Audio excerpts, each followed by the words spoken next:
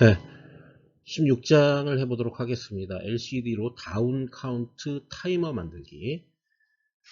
이제 타이머라는 게 내가 어느 정도의 시간을 설정해 놓으면 그 시간으로부터 이제 하향으로 카운트를 하는 거죠. 우리가 운동 경기를 할 때 뭐 축구를 한다 그러면 전반이 45분이면 45분을 맞춰 놓고 45분 내에서 0분이 될 때까지 계속 시간을 갖다가 낮춰가는 거죠. 이제 그런 식의 타이머를 만들어 보겠다는 거예요.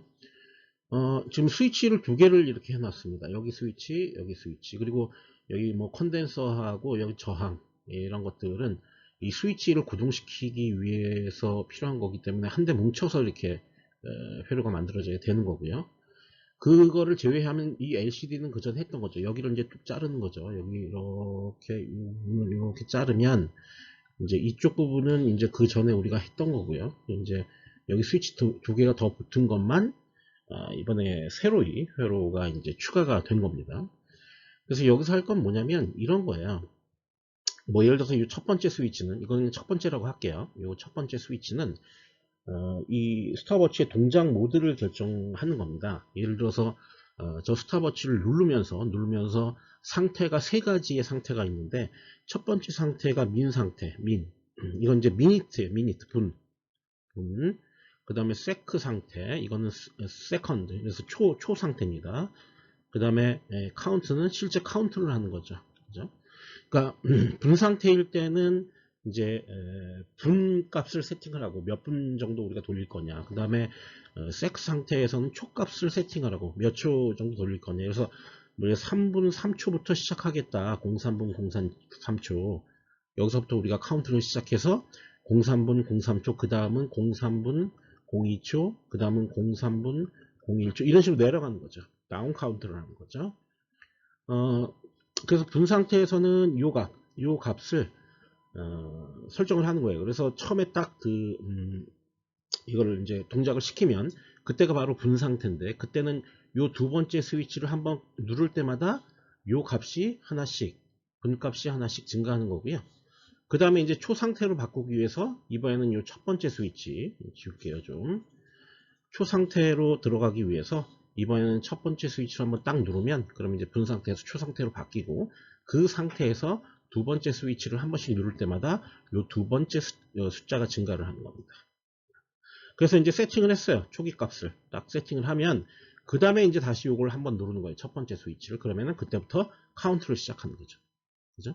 그래서 3분 3초, 3분 2초, 3분 1초 해갖고 0분 0초가 될 때까지 계속 카운트해서 내려가는 거죠. 그래서 이거를 다운 카운트 타이머라고 부르는 겁니다. 예, 보시겠습니다. 누른 버튼 2개, 그리고 LCD 16 곱하기 2를 이용해 숫자를 출력할 수 있는 LCD 회로를 구성을 하고, 시뮬레이션을 시작하면 민 상태로, 누른 버튼 2를 누르면 세크 상태로, 다시 누른 버튼 2를 누르면 카운트 상태로, 다시 또 누른 버튼 2 상태를 누르면 라운드 로빈으로 돌아가야 되니까 다시 민 상태로 돌아오는 거예요. 이렇게 라운드 로빈으로 상태를 변화하면서 각 상태에서는 다음의 기능을 수행하는 다운 카운트 타이머를 제작을 해보겠다. 민 상태에서는 누른 버튼 2를 누르면 타이머 초기 분값을 1씩 증가시키고요. 세크 상태에서는 누른 버튼 2를 누르면 타이머 초기 초값을 1씩 증가시키는 겁니다. 카운트 상태에서는 누른 버튼 2와 관계없이 민 상태와 세크 상태에서 초기화된 시간을 무조건 다운 카운트하는 그런 동작을 수행하는 그런 프로그램을 만들 겁니다. 여기서 이제 아두이노 뭐 이런 장비들이 필요해요. 부품들이. 그럼 이제 차차 얘기를 하게 될 겁니다. 네, 그래서 기본 학습하기로 컨덴서에 대해서 이제 공부를 좀 해보겠습니다. 컨덴서는 커패시터라고 부르기도 합니다. 뭐 커패시터, 캐패시터 이렇게 불러요.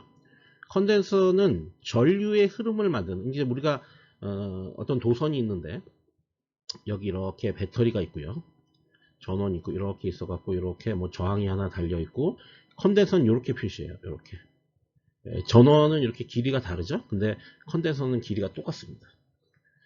이런 컨덴서가 있을 때 이게 전류가 이렇게 흐를 거 아니에요. 그러면은 이 전류의 흐름을 만드는 원인이 되는 물질을 우리가 전하라고 부르거든요. 전하.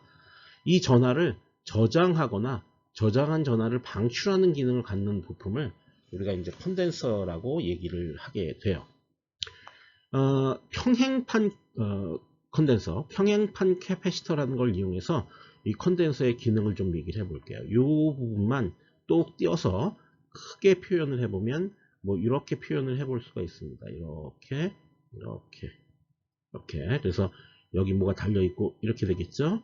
여기 이렇게 선이 연결되어 있겠죠. 그래서 이 중간, 여기 지금 이제 중간이 이렇게 비어 있는데요. 이 비어 있는 곳은 유전체라는 물질로 들어가 있고요. 이 유전체는 그러니까 전하가 흐르지 못하게 합니다. 전하가 흐르지 않아요. 좀 이상하죠? 흐르지 않는다고 하니까. 그리고 요거 네모 박스로 되어 있는 요거는 뭐냐면 요거는 저겁니다. 금속입니다. 금속. 그러니까 전류가 잘 흐르겠죠. 그러니까 잘 흐르는 평행한 두 개의 금속. 이쪽도 금속이에요. 금속 사이에 유전체가 들어가 있는 형태로 되어 있어요. 자, 이제 이쪽 외부에 여기 전원이 있으니까 이 전원에서 전하가 이렇게 이동을 해서 일로 들어갑니다. 그럼 이쪽으로 오겠죠. 전하가 오면 이 금속은 넓은 평행판이기 때문에 그 전하가 이 금속에 잘 차요.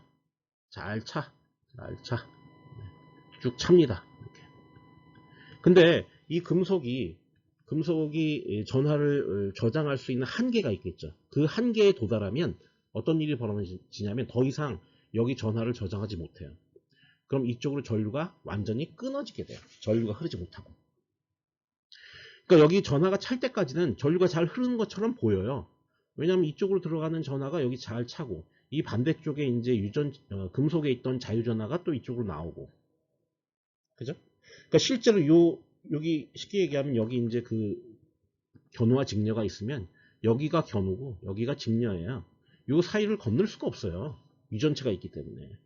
그러나 실제 전하는 이쪽으로 들어가서 이쪽에 계속 저장이 되고 또 이 금속에 원래 있던 자유전하가 일로 또 빠져나가고 하기 때문에 초창기에는 처음에 딱 저기에 전원을 연결했을 때는 전류가 잘 흐르는 것처럼 보입니다.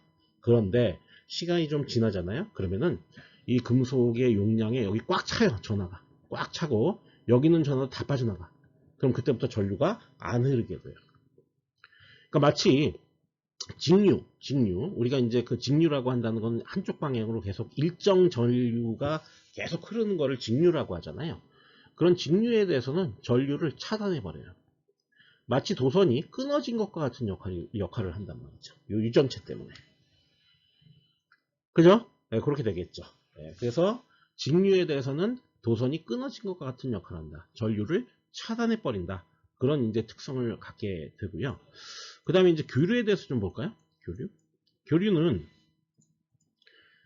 우리가 이제 직류와 교류의 차이에 대해서 여러분들이 조금 이해를 좀 더 잘 해 주셔야 되는데, 교류는 사인파 같은 거를 교류라고 하죠. 예, 그림을 한번 그려보겠습니다. 예를 들어서 이렇게 그래프를 그리면 이쪽이 시간이에요. 그리고 이쪽이 이제 전류예요. 이렇게 일정 전류가 흐르는 걸 직류라고 하고, 이쪽이 시간이에요. 이쪽이 전류예요. 이게 이렇게 되는 거, 이거를 교류라고 하죠. 자, 이 교류에서는 어떤 특성이 있냐면 이쪽 구간, 그러니까 이 가운데를 뚝 잘라서 이 위 구간은 양수고요. 이 아래 구간은 음수예요. 그러니까 이쪽 구간하고 이쪽 구간하고 어떤 일이 벌어지냐, 전류의 흐름의 방향이 반대가 돼버려. 원래 정방향이었다가 역방향이었다가 다시 정방향이었다가 역방향이었다가 이렇게 막 바뀝니다. 근데 직류 같은 경우에는 정방향으로만 계속 흐르게 돼요. 그죠? 그러니까 앞서 얘기할 때 이런 평행판 캐패시터가 있으면 이렇게, 그래서 여기 이렇게 연결되어 있고 여기 이렇게 되어 있고, 그죠? 이렇게 도선이 연결되어 있는 거죠. 이렇게 연결되어 있으면 직류의 경우에는 이제 이쪽 도체에 계속 차는 거죠. 전하가. 또 이 오른쪽에 있던 이 판에서 계속 전하가 빠져나가는 거죠. 그죠? 이제 그게 가능한데, 교류 같은 경우 어떻게 되나 봅시다. 교류는 이쪽으로 전류가 흐르다가, 그럼 여기 이제 전하가 차겠죠. 이렇게 계속 차겠죠. 그리고 이쪽에 있는 전하는 빠져나가겠죠. 일로. 그죠? 다 빠져나가겠죠. 그죠? 그렇게 되겠죠. 그러다가 이 지금 진행 방향이 요 부분일 때는 그렇게 돼요. 근데 전류의 방향이 반대가 돼 버리잖아요. 이렇게 아래쪽으로. 그럼 그때부터 또 이쪽으로 흘러요. 이쪽으로. 그러니까 결론적으로 여기에 전하를 채웠다 뺐다 해요. 그러니까 뭐 어떻게 돼? 전류가 흐르게 되죠. 전류가 흐르는 것처럼 보이는 거죠. 이해돼요? 그러니까 뭐냐? 이런 얘기를 할 수 있어요. 교류에 대해서는 전류는 그대로 흐른다. 근데 약간의 이제 시간 오차, 시간 지연은 있어요. 왜냐면 이거 저장하고 빼내고 하는 시간이 필요하니까. 그래서 약간의 시간 지연은 발생하지만 교류에 대해서 전류는 그대로 흐르게 된다. 그리고 또 주파수가 클수록 전류가 잘 흐르게 돼요. 왜냐하면 이 주파수가 빠르다는 건 뺐다, 그러니까 저장했다가 뺐다가 저장했다가 뺐다 하는 속도가 엄청 빠르다는 거 아니야. 이게 주파수가 이게 빨리빨리 움직이니까 이렇게 빨리빨리 움직이니까. 그죠? 그러니까 순간적으로 전화를 넣었다가 뺐다 넣었다 뺐다 하는 거죠. 그죠? 그럴 경우에는 더 전류를 잘 흐르게 돼요. 엄밀하게 얘기하면 잘 흐르는 것처럼 보이게 만드는 거죠. 네, 그렇게 되는 거죠. 결론, 이런 이제 제가 복잡한 그림을 통해서 여러분들한테 말씀을 드렸지만 결론은 사실 심플합니다. 결론은 잘 이해가 안 가시는 분들이 있으면 그냥 여러분들은 이것만 이해하시면 돼요. 뭐냐면 네, 페이지가 넘어가서 계속 얘기하겠습니다. 어쨌든 이제 결론은 뭐냐면 이렇게 해서 이해하시면 됩니다. 직류는 차단하고 교류는 통과시키는 기능을 갖는다는 거예요. 그죠? 요것을 이용해서 보통 이제 커패시터 같은 경우에는 바운싱 문제, 우리가 얘기했던 디바운싱을 하기 위한 여러 가지 방법이 있었죠. 그게 소프트웨어적인 방법이 있고 하드웨어적인 방법이 있다고 그랬어요. 소프트웨어적인 방법은 약간의 지연을 주면 되고 하드웨어적인 방법은 나중에 공부한다고 그랬는데 지금 여기서 공부하는 겁니다. 이 커패시터를 이용하면 디바운싱 문제를 해결을 할 수가 있습니다. 그래서 디바운싱, 스위치가 지금 연결되어 있고 커패시터가 연결되어 있었잖아요. 우리 앞에 그림에서. 예, 그렇습니다. 그래서 스위치의 디바운싱 문제를 해결하기 위해서 컨덴서를 연결을 했던 겁니다. 자, 이제 쭉 설명할게요.